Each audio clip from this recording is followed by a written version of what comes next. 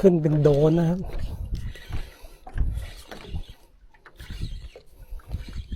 ดูจริงๆลมแรง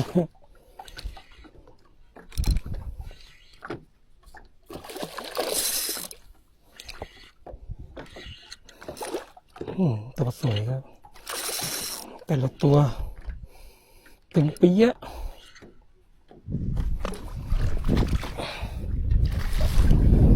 ตึงเปี้ย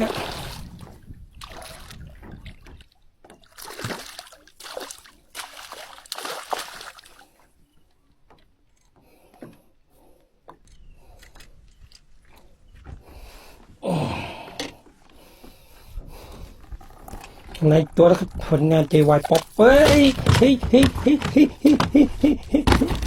ในตัวแล้วครับกระสูบอ่าง